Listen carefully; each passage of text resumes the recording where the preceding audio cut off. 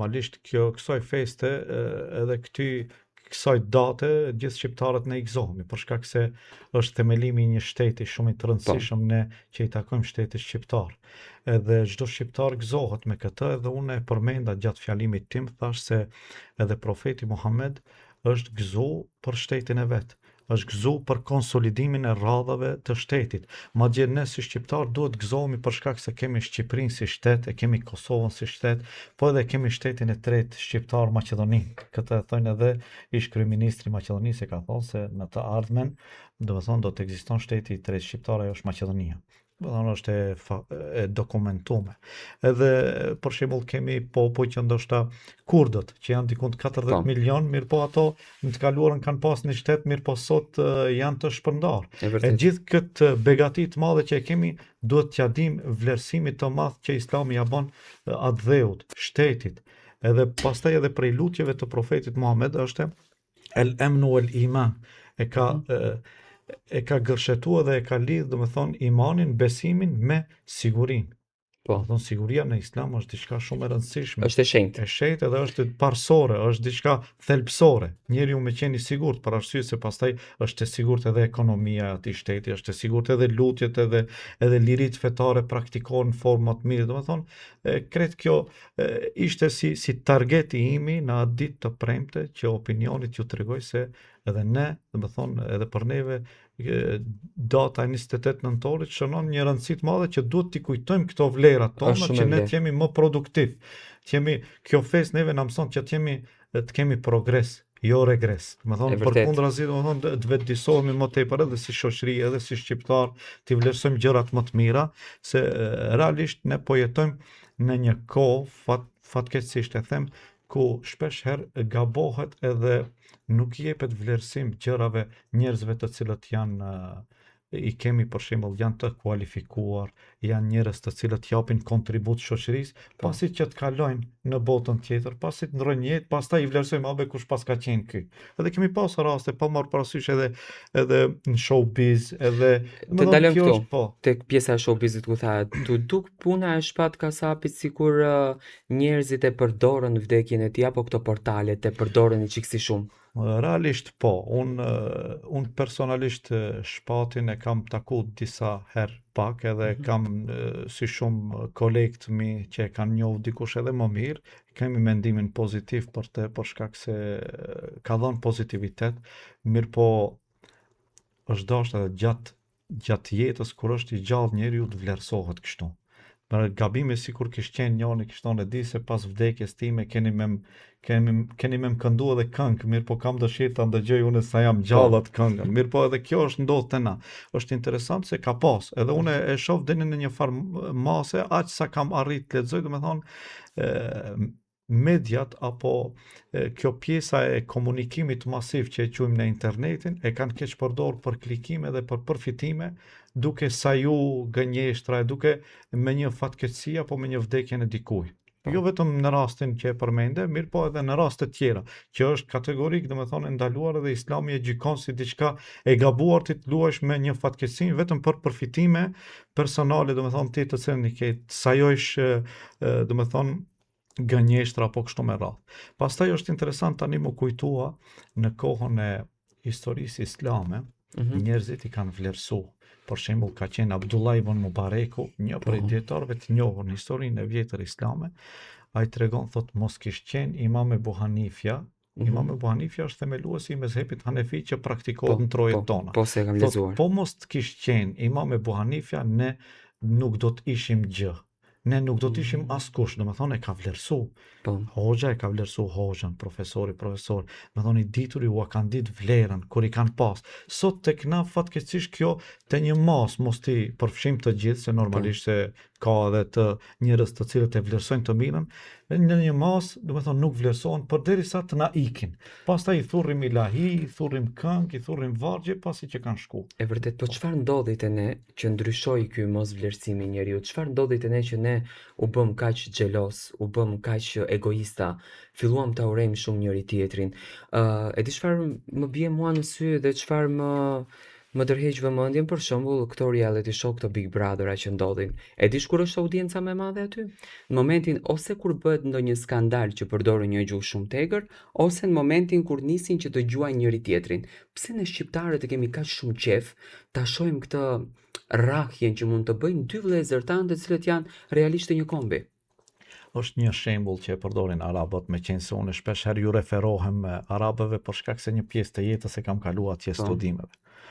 Është një pjesë shembull thënë khalif tu'raf, okay, kundërshto që të njihesh. Do po, të thonë meru me gjëra ose edhe në fjali tjera meru me gjëra të çmendura, me gjëra që janë jashta normave edhe etike edhe atëherë bëhesh më i njohur edhe të shtohet edhe audienca. Kjo po ndodh në kohën tonë. Për shembull ndëgjohet një ligjëratë çka është serioze që njerëzit mund të përfitojnë në aspektin e përmirësimit pa marrë parasysh në çfarë sfere, edhe në aspektin ekonomik, në aspektin social, në aspektin psiqik, po edhe në atë fetar, do ta shikosh se audienca edhe shikueshmëria është më e ulët.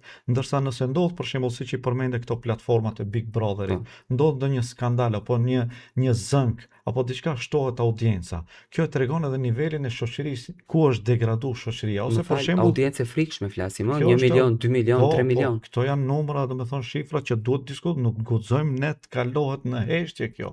Duhet ta ngrisim alarmin. Unë këtë e bëj edhe në xhami. Aty ku Po, ndëgjohet zëri im, unë shpesh herë kam potencu. Ej, njerëz, ne duhet zgjohemi, edhe të shikojmë që flasim njerëzve, kjo është e mira. Kjo është e bukura. Islami na ka mësuar neve që të flasim të mirën, wa qulu lin-nasi husna. Njerëzve thuaj ju fjalë të bukura, fjalë të mira. Pastaj shumë është interesant. Për shembull, janë disa gjëra, për shembull, që edhe njerëzimi, edhe kodet njerëzore, kodet po, po. ndërkombëtare i shfaqin si të mira, mirë po edhe Islami ato i promovon si të mira. Për shembull, çështjen e gënjeshtrës ose gënjeshtra është e keqe, është ves i keq. Edhe ne nuk e bëjmë atë pse njerëzit në aspektin për shembull si besimtar, si musliman, i referohen fesë për shkak se feja ma ndalon të gënjej. Për shembull, ka qenë një prej dietarëve të vjetër të muslimanëve, Euzai, Imam Euzai, i thot, unë edhe nëse të kishte qenë gënjeshtra Po, e lejuar, halal, unë kur nuk do të gënjeja për shkak se e kam kalitur veten time, e kam gdhendur shpirtin tim me sinqeritet sa që unë nuk mund të gënjej asnjëherë. Sot ti mundohesh, domethënë, maksimalisht ka ndodhe kundërta sot. Domethënë, një pjesë e shoqërisë më tepër ka prirje për me gënjej.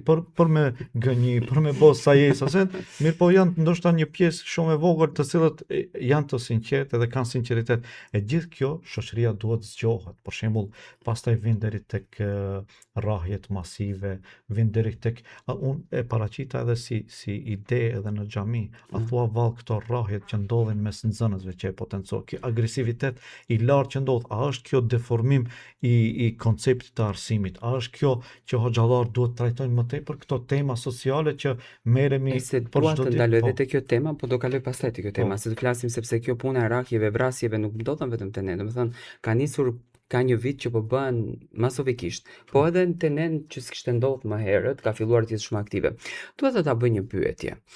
Ëm, a ke dëgjuar këtë Iqbal Uduti ndonjëherë?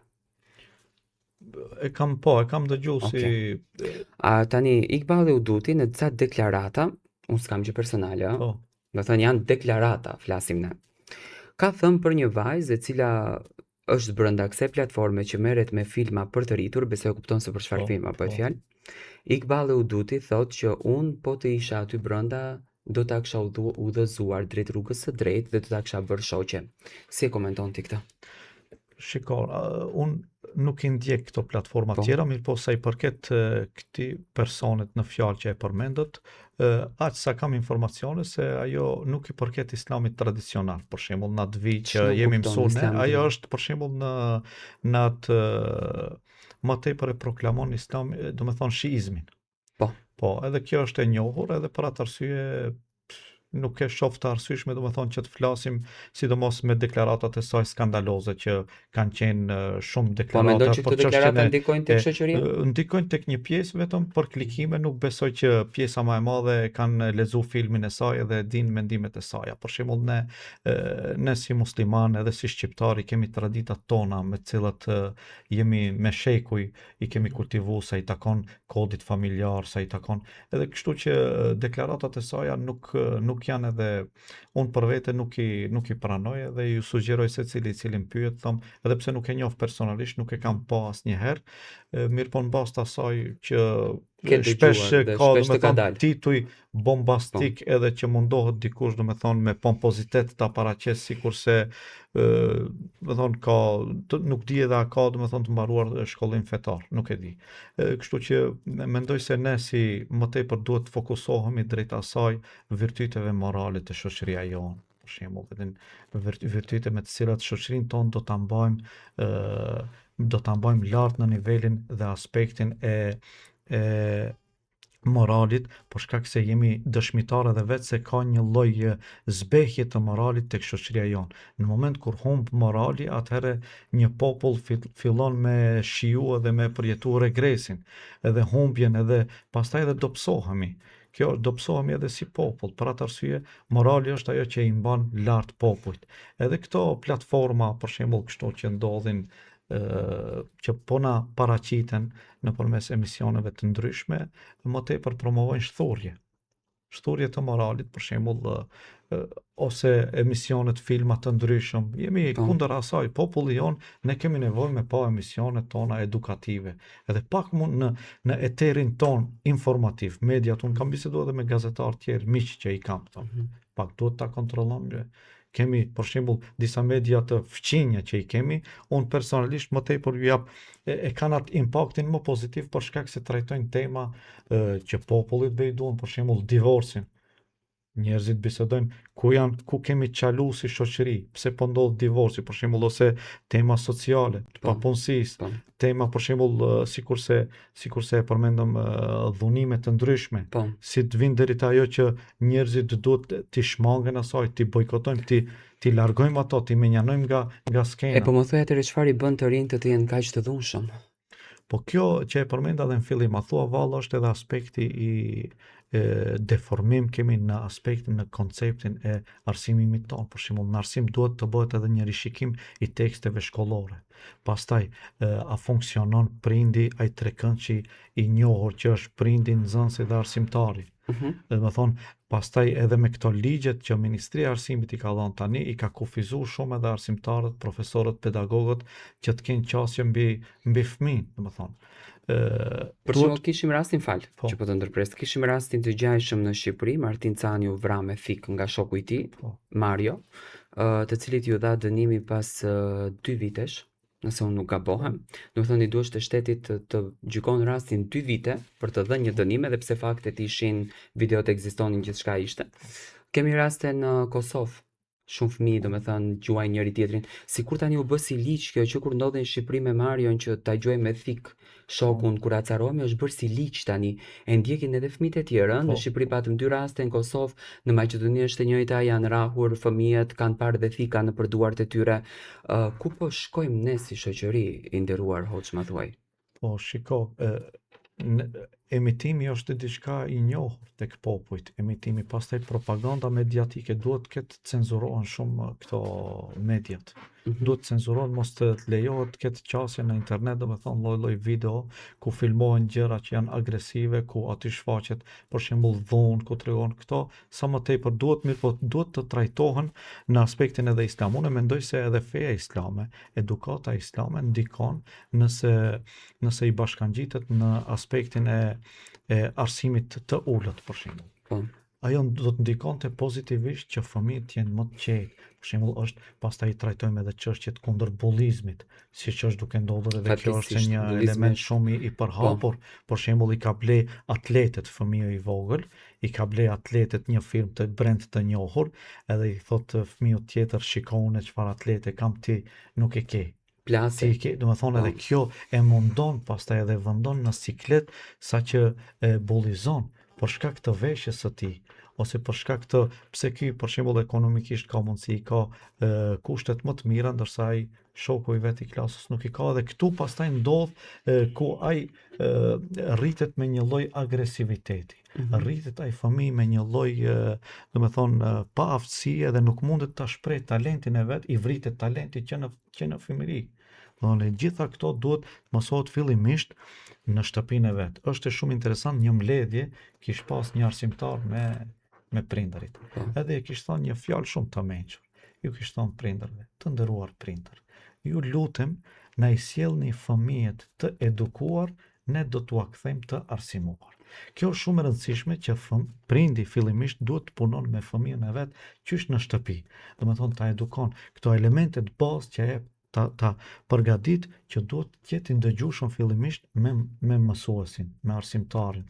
Nuk duhet të jetë agresiv, në asnjë formë nuk duhet që ta kundërshton. Përkundrazi duhet ta ndëgjon maksimalisht, duhet të jetë i ndëgjueshëm klas. Nuk duhet të jetë të rebelohet me shokët ose shoqet e klasës.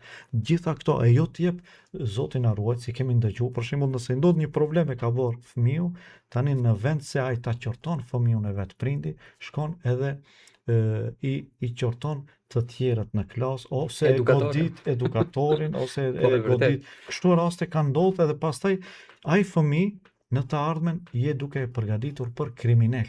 Ai do të bëhet një kriminal, edhe do të bëhet një potencial shumë i mundshëm që ai mund të vret dikant, të godet dikant me thik, ai mund të përdorë edhe revolver. Domethënë pse? Për shkak se fillimet janë që prindi i ka dhënë krye, si themi ne, domethënë ja ka mundsu këtë komoditet që ai të sillet, domethënë në mënyrë, domethënë si një lloj cowboy të bëhet në shkollën e tij, që nuk mund ta ndaloj as arsimtari, as profesori, as drejtori. Shumë e vërtet. Tani do të bëj edhe një pyetje. Këtu nuk janë vetëm fëmijët, unë shikoj që nga këto rrjetet sociale, për shembull Instagram, ka shumë influencere që reklamojnë jetë shumë luksoze, me makina luksoze, pushime të ndryshme nëpër Dubai, nuk e di unë. Dhe këto gratë në martesa sikur ndikohen nga këto gjëra dhe fillojnë ca zënka në familje, fillojnë ca keq kuptime, bashkëshortët nuk arrin dot që të realizojnë të gjitha dëshirat, jeta ka ardhur shumë e shtrenjtë dhe arrim deri tek ajo është të quajtura divorc. Sa ndikon në jetën tonë jeta që ne e shohim në rrjetet sociale me realitetin ku ne jetojmë? Është e vërtetë se kjo ndikon, lakmia e tepruar. Domethënë tani po shfaqen, të kaluarën nuk kemi pas mundësi të shikojmë, tani bota është bërë sa një fshat. Edhe kemi qasjet në Amerikë, ka ndodhur Los Angeles, kemi qasjet direkt, marrim vesh ka ndodhur. Domethënë kudo në cepin e skajin tjetër të botës i marrim vesh se çka ndodh. Është e vërtetë lakmia e tepruar që është duke ndodhur. Sot njerëzit, domethënë, një pjesë, një shtresë e madhe nuk vuajnë nga varfëria, vuajnë nga moderniteti, vuajnë nga luksuzi, që nuk ta arrin. Për shembull, rrallë ka njerëz që vuajnë që nuk e ka kafshatën e gojës. Vuan ta ketë iPhone-in 17. Imagjino. Domethënë, ai e ka prioritet kryesor, domethënë që si të arrin, ose makinën e ka kështu, don ta marrë një makinë, vuan. Profeti Muhammed alayhis salam, ai na ka treguar, thotë, ti jesh i kënaqur idha bima qasama Allahu lek takun aghna an-nas. Kënaqu me atë që Allahu e ka caktuar për ty, ti do të jesh njeriu më i pasur. Njeriu të kënaqet me atë që e ka, mirë po kjo nuk do të thotë që të jetë pasiv në shoqëri. Secili besimtar, secili njeri duhet të jetë aktiv në shoqërinë e vet, të merr pjesë aktive, domethënë ta shfrytëzon në rininë e vet, në punë të mira, në punë të cilën edhe kontribon për familjen e vet, se ti je, domethënë, ai kryefamiljari është përgjegjës për familjen e vet. Edhe ti duhet ta japish maksimumin për mirëqenien e tyre, domethënë për të mirat e tyre, t'u sigurosh të mirat e tyre, mirë po të njëjtën kohë mos dil jashtë pritshmërive tua, për shembull jashtë asaj që të lakmosh edhe tani unë e dua diçka dhe ta bësh të pamundurën, jo. Atë sa i ke mundësit, për shembull, duhet të jesh i kënaqur, ta shikosh veten tënde. Mos u lësho, se zakonisht njerëzit të cilët kanë qenë lakmitar mas çështjeve të kësaj bote, shumë përfundimin e kanë pas shumë tragjik, shumë komik, shumë të keq. Edhe unë di edhe raste personale, domethënë që i njoh personalisht, për shkak se ai thoshte dikush mos u marto me atë i cili e ka xhipin nga mas veturës, për shembull, shumë shtrenjtë luksoze. Do ma tregosh në një rast nuk do ti fëmiu nuk do t'i ngjan makinës, do t'i ngjan shoferit Ti nuk do të makinës. lindesh një Range Rover. Po, edhe kjo është kjo Do ma tregosh po, një rast të tillë kështu për shembull? Ja që the që ke raste që ke njohur, ke dëgjuar apo nuk e di unë. po për shembull ka ndodhur raste, për shembull është martuar qëllimi i asaj vajze thjesht ka qenë që të shkon në Maldivi për shkak se bashorti i saj ka ekonomikisht është mirë, do ta çon në përpushime. Qëllimi i saj ka qenë se ka një rezidencë, një vilë shumë luksoze edhe unë do të jetoj. Mirë po pas një viti e gjysmë dështim në martesë edhe pastaj për shkak se ajo nuk ka pyet për karakterin e tij, nuk ka pyet për sjelljet e tija, nuk ka pyet për kush është ai person, nuk i ka interesu fare kjo çështje. Asaj i ka interesu vetëm aspekti ekonomik. Dhe pastaj kur është ballafaqu në jetë reale, nuk është martesa film. Do thonë sikur se shumë të rinj mendojnë se ka përgjegjësi. Do thonë ka ajo është, do thonë martesa ka përgjegjësi, për atë edhe profeti Muhammed na ka treguar se një i ri i cili dëshiron, ka shpreh dëshirë që të martohet, janë disa kritere që i ka nënvizu. Edhe ato është mirë t'i dinë të gjithë shikuesit. Para është, do të thonë që duhet ta shikon bukurinë e asaj vajze, është e legjitime, edhe është diçka në rregull. Po ta shikon edhe familjen e saj, sojin e saj, Nga ku rrjedh ajo? nga rrjedh ajo, çfarë familje ka. Pastaj ta shikon edhe pozitën e saj normalisht edhe financiare, se edhe ajo ndikon. Do thonë se edhe pastaj ta shikon edhe fenë e saj, moralin e saj.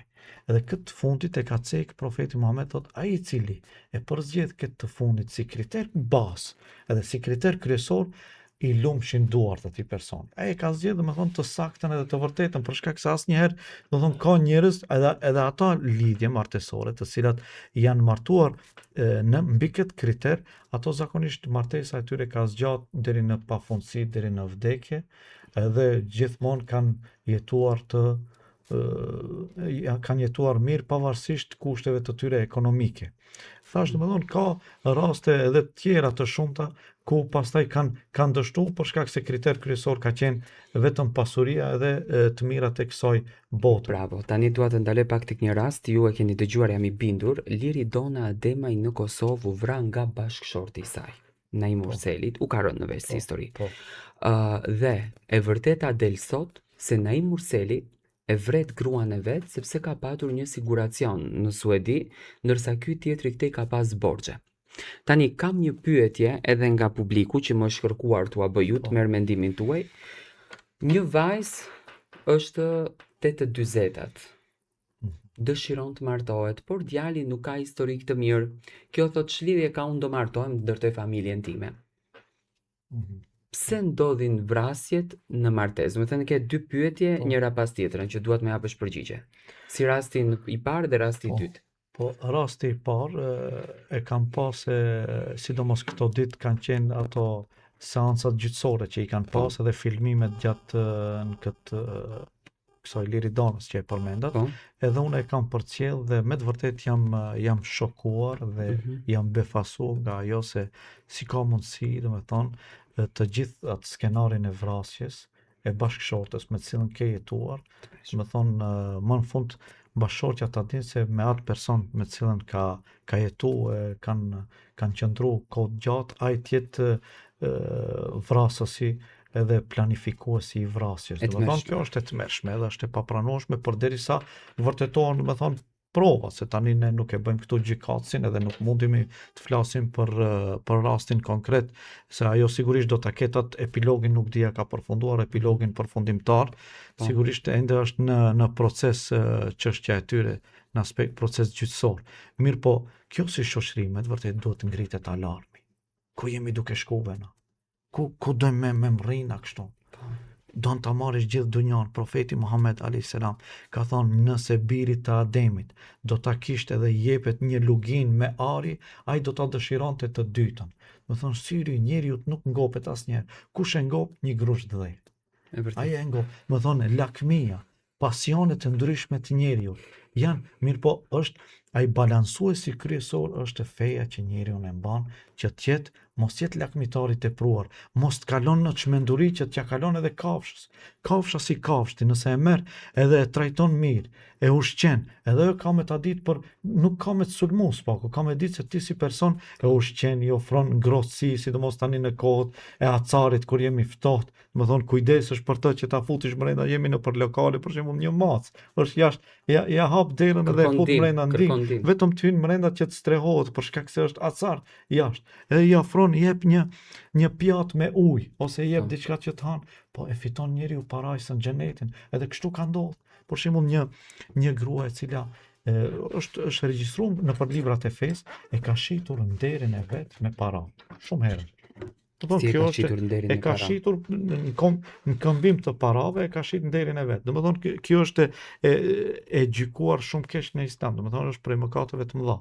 Mirë po, e ka pa një qen që ka kërku, ka qenë i etur edhe ka pas nevojë për ujë. E ka nxjerr këpucën e vet, edhe e ka marr ujë edhe i ka dhënë qenit. Edhe këtë e ka bë me bindje se unë e kam bë, e ka ditë që ka bë mëkat. Mirë po ka dashur Zotit ma fal, e bëna një vepër të mirë. Më thonë, vepra e mirë në Islam, sa të mundesh me bë mirë, jo me bë keq. Më thonë, këtë e kemi ne si rregull, një ndër postulatet kryesore në fenë islame është bën mirë.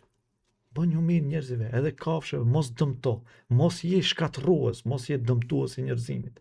Më thonë edhe në luftë, nëse i merr sheriati islam si i parashef gjërat, që edhe në luftë e ki të ndaluar ti thesh dronjt, ti prishish kishat, sinagoget, ti vrasësh njerëzit e pafajshëm të cilët strehohen në kishë. Do të thonë, janë rregulla, e gjithë ata të cilët dalin prej këtyre rregullave, ata nuk kanë nuhatur drejt edhe si duhet nga parimet thelbësore të fesë islame. Edhe kjo grua i dha ujë me pi, qenit. Thuhet në për libra që Zoti ja fali gjunahet të cilat i kishte. Do të thënë ne nuk duhet paragjykojmë që kjo femër s'bën, ajo s'bën, kjo bën. Paragjykimet nuk duhet paragjykimi në Islam është temë tjetër që nuk lejohet. Paragjykimet më fund bilanci dhe llogaria jepet te Zoti. Zoti e ka mëshirën shumë të madhe. Saqë shumë është interesante edhe iblisi, ai krye djalli i kret gjajve. Kur do ta shef që Zoti është duke i fal mëkatarët, është duke i fal, ai do të mendon se tani Zoti shumë mëshirën e madhe edhe mua do të më fal. Që ai ka qenë ai gjeneratori kryesor i gjitha mëkateve njerëzit që i ka mashtruar në dynja. Mirë po props edhe ai do të mendon se edhe ai do të falet. E kështu që mëshira e Zotit është e madhe. Edhe Zoti i fal ata njerëz që i drejtohen me falje. I kërkojnë falje. Mirë po jo të bëjnë vrasje makabre, ta vrasish gruan tënde, ta vrasish një njeri të pafajshëm, të bësh domethënë krimin e Islam është i ndaluar. Për ta mbuluar borxhin e vet, çfarë borxhi do mbulon? Para mendoni, e keni edhe ky rasti që ndodhi në Sydney. El Ahmed që ndodhi që e mori nga 2 kriminal të cilët goditën njerëz të pafajshëm, që gjuajtën. Edhe kjo ka qenë një rast shumë interesant, bile tani ndëgjoja se po mbledhin donacione për ta ndihmuar, për shkak se edhe ki ka pësu disa plagë, ka marrë në trupin e tij, edhe ndëgjova një familje e cila ka qenë shok, e ka pasur si miq, kanë pas me këtë El Ahmed që ishte, e pranon Islamin, e pranon edhe kalon në Islam. Nga krishterizmi kalon në Islam vetëm për shkak të gjestit të cilën edhe e ka bërë ky gjesti guximshëm, do të thonë se nuk është edhe lehtë që ja kapish armën në atë forma, edhe vet ka pësuar, do të thonë lëndime në trupin e tij. Mirë po e ka bën një gjest që i ka dhënë leksione dhe mësime të gjithë popujve, se ne Islami është paqë. Islami e don paqen. Gjithë ata të cilët promovojnë dhunë, promovojnë, do të thonë agresivitet, promovojnë krime, ato janë të papranuara. Allahu në Kur'an e ka përmendur thotë la ikraha fid din.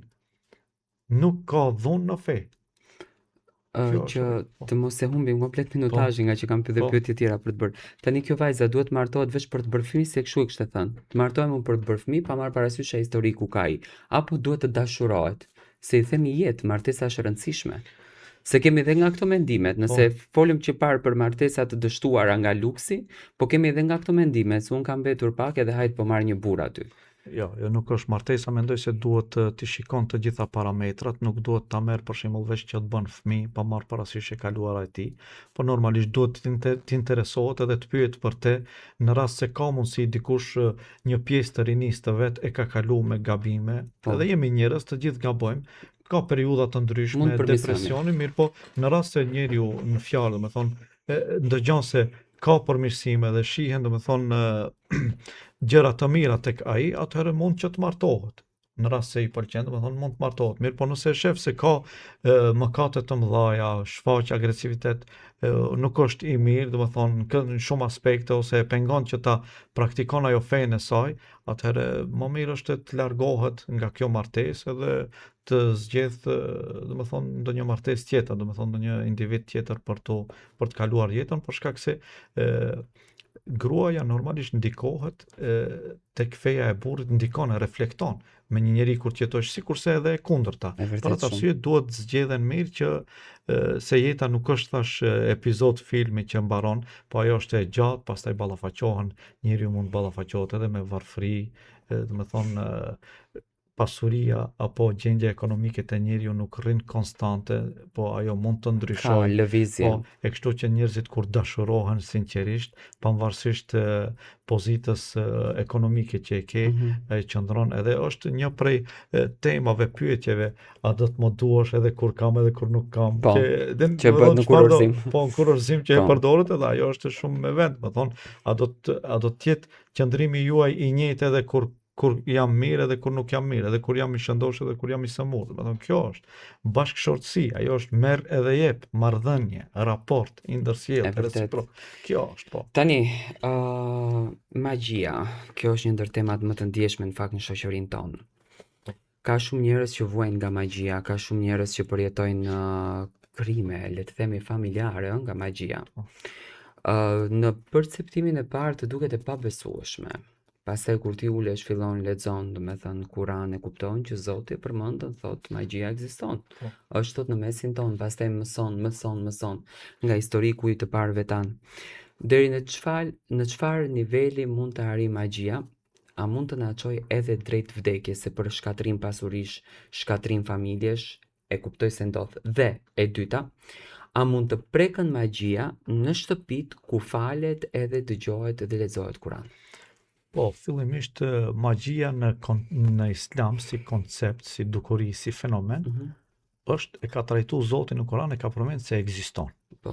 A mund ta çojë njeriu deri në vdekje, me një fatalitet edhe një përfundim të keq? Po, mund ta çon për shkak se profeti Muhammed alayhi salatu wassalam ka thënë se magjia mund ta çon devën në kazan, që të ngordh, po mund ta çon edhe njeriu në varr. Do të thonë kjo është argument se mund, do të thonë njeriu të poson edhe në varr. Të shkon, do të thonë të vdes. Është rrezik, është fenomen që njeriu, do të thonë magjia në Islam është ndaluar.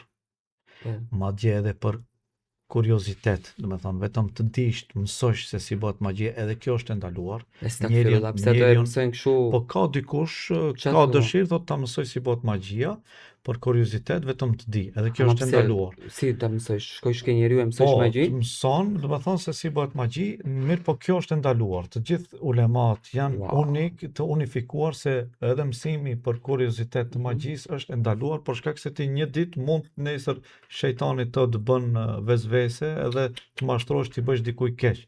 Zakonisht e përdorin për i ndajnë burrin me gruan, i ndajnë familjarët, i ndajnë. Tani ata njerëz të cilët që e theksuat edhe ju, se ata që praktikojnë Islamin, që janë më musliman, në një shtëpi ku lexohet Kur'an, a mund të ndikojnë magjia? Shikoni, këtu janë mundësit minimale që të ndikon.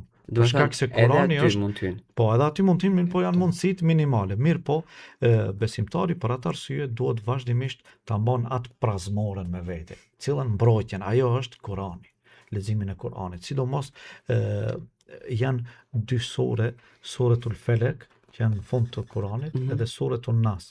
Kul a'udhu birabbil Felek, kul a'udhu birabbin Nas. Këto janë që e lut Zotin nga çdo sherr, nga çdo bela, nga çdo problem që dikush mundet me të bë ty, qoftë prej njerëzve, qoftë prej e gjinas, botës së e gjinave që me të bosh sherr, ose për shembull të spidovën që i themi ajetul kursin, Allahu la ilaha illa hu. Edhe kjo është që e largon shejtanin gjallin. Madje edhe e shqelmon shejtanin larg që mos të afrohet aty. Pastaj kemi edhe suratul Fatiha që është elhamdulillahi rabbil alamin, që është përndryshe kjo njihet edhe e shefje, do të thonë shëruese. Me këtë edhe i kanë shëruar njerëzit që kanë qenë të prekur, do të thonë nga këto lloj sëmundje, për shkak se edhe vetë Kurani është shërues, edhe Allahu e ka përmendur në Kur'an thot wa nunazzilu minal Qur'ani ma huwa shifaa'un wa rahmatun lil mu'minin. Ne kemi zbrit Kur'anin që është mëshirë dhe që është shërim për besimtarët. Do të thonë Kurani është shërim, dhe për atë arsye i sugjeroj të gjithë shikuesit të cilët po na përcjellin, sa më shumë të lexojnë Kur'an, t'ju përmbahen rregullave të fesë, ta falin namazin, t'jenë më të rregullt me 5 kohët e namazeve që janë obliguese për një besimtar ose besimtare, gjithashtu të lexojnë Kur'an, mos të çoroditen, mos të largojnë të ndëgjojnë emisione të cilët mund t'ju fusin pastaj edhe në depresion, se shiko këtu dëshiroj ta nënvizoj edhe një temë që është shumë më kujtua, është interesant. Për shembull, një pjesë e njerëzve nuk e besojnë këtë botën e gjinave. Po, ka nuk që e se besojnë, besojnë. për shembull, kjo ekziston. Nuk i besojnë fare këto. Për shembull, ose i trajtojnë, i çojnë në për psikolog, psikiatër, në për klinika të ndryshme, edhe i dërmojnë kështu me u shpreh në atë zhargonin ton me injeksione, ata janë smund, kanë nevojë për t'i trajtu, për shembull një hoxh i cili merret me leximin e Kur'anit, edhe këtu duhet ndalem edhe të shikojmë njerëzit të cilët merren si e quajnë populli rukje, kjo është e njohur. Rukje që merret me trajtimin e pacientëve të smur që janë shpirtërisht, që janë, do të thonë, ose prej magjisë, ose prej sihrit, ose ka, do të thonë, tani edhe lakmia e tepruar, do të thonë edhe mësyshi i tepruar, dikush e ka bler një makinë, e ka ndërtuar një shtëpi të re, e ki prej mësyshit nuk thot mashallah, për atë arsye duhet më i thonë, Mund ta marrë gjën tënde mësysh? po mund ta marrë, Për shembull, mund ta marrë po mund edhe fëmijën tënd të merr mësysh, edhe gjën tënde. Jo, i flasim për sendin. Po, të pyesun. Do të thonë, unë personalisht mundem ta marr sendin tim mësysh. Ke bler një makinë, për shembull, e ke marrë mësysh. E se këtë po të them se po prishet makina nuk e gjejmë dot. Po, edhe kjo mund ta marrësh, Nga para që të unë thash Samir makina, wow, Samir u fasionova, pas asaj më prish makina, të them sinqerisht ja rasti vërtet. Po e rregullojmë dot. Po kjo ndodh. Po ndodh. Edhe çon mjeshtër nuk ja gjen as pak. Jo, për zotin jam beta i shkretit, s'po rregullon dot makinën. Po do i ç'a do ti bëj makinën? Duhet një hoxh me e thirr me frik pastaj. Jo, po edhe ndodh, unë thon se kjo e merr mësysh. Është e vërtetë se e merr mësysh. Pse? Për shkak se nuk e thon mashallah. Për atë arsye ka rregulla. Thuaj bismillah. Filloj me emrin e Zotit. Bismillah. Makinën, shtëpi, kortin, ka rregulla, lutje të caktuara. Duhet t'i praktikojmë, ato nuk janë që janë shumë të rënda që nuk mund t'i mbajmë mend. Edhe për atë arsye njerëzit kështu sot është përhap jashtëzakonisht me të madhe. Ne kemi, domethënë, raste ku unë si hoxh më telefonojnë me 10 njerëz të cilët vuajnë nga probleme të ndryshme. Cilat janë problemet më të shumta që i bëjnë me magji, të paktën këtej nga zona jonë? Unë edhe çka ju tham. Dikush njëri më pyet, tha, nuk jam mirat. Hape Facebookin thash. Shikoja ki fotografitë e fëmijës vet i shpërndon me 10 fotografi. Qa thua? Pse mor vllai shpërndon fotografitë? Pse i publikon? Nuk ka nevojë, po si hoxha mos ta publikoj thot fotografinë e dua djalin tim. Po mirë, more don për veten, mbaj, s'ki nevojë me publiku. Pse po e publikon? Pastaj njerëzit, do të thonë kjo ndikon negativisht, nuk i bëhet rahat, është i qan vazhdimisht, nuk don me shku në shkollë, do të thonë shfaq simptome mërzie, shfaq simptome dëshpërimi, gjitha këto janë. Mendoj duhet ta rishikojmë edhe vet, nuk ka nevojë përderisa janë në një moshë të vegjël fëmijët, nuk ka nevojë që t'i shfaqim shumë në rrjetet sociale. Po ne që jemi për shembull figura publike, ndikonte ne, mund të ndikonte ne magjia që jemi pothuajse 24 orë në ekran? Po mund të ndikon, edhe kjo mund të ndikon, nuk them që nuk mund të ndikon. Mendoj që ne me njerëzit të cilët kemi më shumë rëndesë shpirtërore kur shkojmë në shtëpi. Shiko, është mirë që besimtari vazhdimisht duhet, domethënë, të jetë edhe me abdes. Është forma kur e bën ritualin e namazit, forma e abdesit, me qenë me abdes, arma më e fuqishme që të mbron nga syri. E mbron edhe nga syri dhe nga çdo shejtan, është që besimtarit që me abdes, ti fal namaz, vish tu kur ulesh edhe këtu në studio, kur e inqizojmë emisionin me bismillah e fillojmë. Inshallah të jetë mbar, se ka mundësi dikush prej shikuesve thot sa bukur moderatori e ka hapë, ka moderatori bërë. ra. Po, moderatori pastaj unë çka do të bëj këtu vetëm me ndëgjues. Moderatori iku. Tani problem serioz për post magjisë e kemi edhe këtë raportin Vjera dhe Nusja. Çfarë kanë hoç këto që s'po bën rahat fare? Po, këto shiko Vjera dhe Nusja, tani unë mendoj këtu, kemi ndëgjuar dhe shumë xhallar japin komente se cili në atë prizmin e vet mendon që e ka ashtu mirë, po shiko, mendoj se çështja kryesore këtu është burri. Ekuilibri që duhet që ta bën një balans, një ekuilibër mes nusës vet edhe nënës vet është vet burri. Më thonë duhet të jetë duhet ta dinë se gruan e ka emanet, e ka përgjegjësi, a nënën e ka obligim që duhet sillet mirë me nënën pavarësisht se sa mund të gabon nëna ndaj tij si fëmijë. Këtë përderisa nuk e kanë kuptuar njerëzit edhe e trajtojnë nënën, po nuk e din thot nëna çka bani, tha kështu, tha ashtu, ti duhet t'i tregon secili i ri kur martohet në fillim me bashortën e vet, duhet t'ja tregon ligjet edhe rregullat fillimisht prindërve. Se prindërit janë ata që pas Zotit janë shkaktar që ne jemi në këtë botë. Edhe pastaj atyre nuk mund që t'ju dalim hakut, nuk mund që ta kryejmë obligimin ndaj tyre, sado që na mund të kontribuojmë edhe t'japim edhe t'i ndihmojmë, të kujdesemi për ta, sado, nëse e kemi edhe një shpirt, një jetë të tjetër na dhurohet, përsëri nuk mund. Edhe kemi raste të ndryshme, një person kur e ka bart nënën e vet në shpatulla duke bërë tavaf, ka thonë tani i kam dal hakut. Thonë nuk i ke dal vetëm në ato momente kur ke bërë lëvizje në barkun e saj, ose kur e ka shqetësuar gjumin nënës tënde, kur ajo ka qenë gjumin më të mirë, ajo është kujdesur për ti që të ushqen ty, është kujdesur vazhdimisht, e tani ti je rritur, je bërë domethënë i vetëdijshëm, je bërë i pjekur në moshën madhore edhe ja kthen jo me të mirë. Kurani na ka mësuar, edhe është një shprehje që dëshiroj ta ndaj me shikuesit e ju. Patjetër. Thot Allahu në Kur'an, wa qada rabbuka alla ta'budu illa iyyahu wa bil walidayni ihsana. Allahu ka urdhëruar që mos të adhurohet dikush tjetër për Zot përveç se Allahu subhanahu wa taala, që të adhurohet Allahu dhe të respektoni prindërit e juaj. Dhe atyre është një frazë, një nocion i shkurtër, thot wala taqul lahuma uffin. Atyre prindërve, babës edhe nanës, mos i thuaj as of. As shprehja of. Edhe kjo ka ndodhur për shembull në kohën e pejgamberit alajhissalam, ta tregoj edhe vetëm këtë rast. Ebu Hurajra ka qenë një prej sahabeve të pejgamberit alajhissalam. Nëna e vet e ka thirrë, ka thonë: "O Ebu Hurajra." Edhe ky e ka ngrit zërin, sikur të na kur na thirr ndonjë nëna. Zakonisht.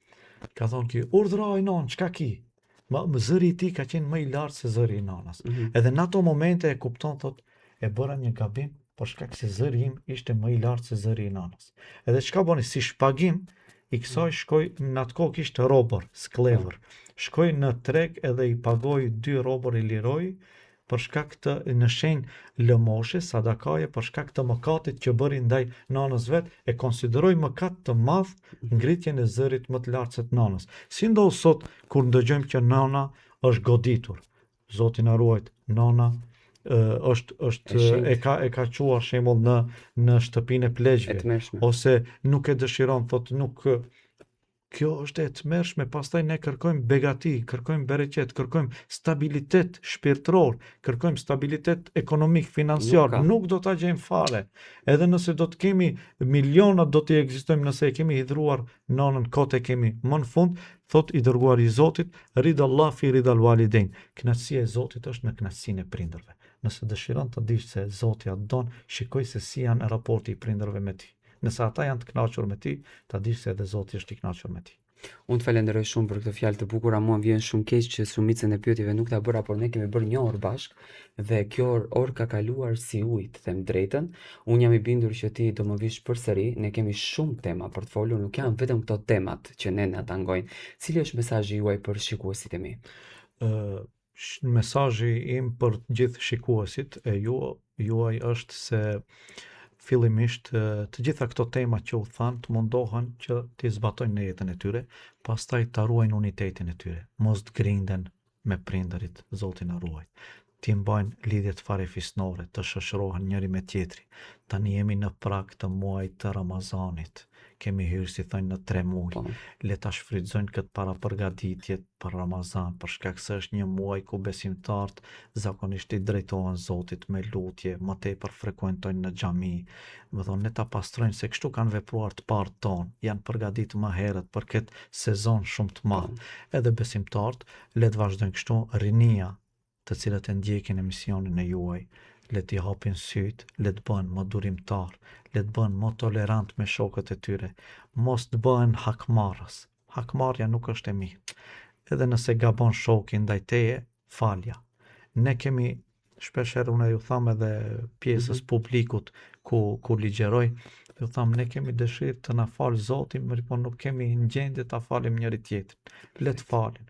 Falja është diçka shumë madhështore, ku secili besimtar, secili i ri duhet që ta praktikojmë me shokët e vet. Kështu do ta ndërtojmë një shoqëri e cila do të ketë progres dhe do të ecë përpara, edhe ju dëshiroj të gjithë shikuesve shëndet të kenë, begati të shumta në këtë botë, edhe të mira edhe në botën tjetër. Gjithashtu edhe juve ju dëshiroj suksese në emisionin e juaj. Me të vërtetë keni trajtuar tema që i duhen shoqërisë, i kontribojnë shoqërisë, i kontribojnë publikut ton, edhe ju uroj çdo të mirë, shëndet dhe mbarësi. Edhe ndoshta nuk dia do të keni edhe ndonjë emision tjetër gjatë këtij viti, ta keni patjetër, mos e vrini. Për shkak se jemi ka fundi. Patjetër. Ju dëshiroj suksese. Faleminderit për ftesën. Faleminderit shumë. E pra, të dashur shikues, ne do kalojmë një pikë publicitare dhe do të rikthehemi në pjesën e tretë të Talkut sonte.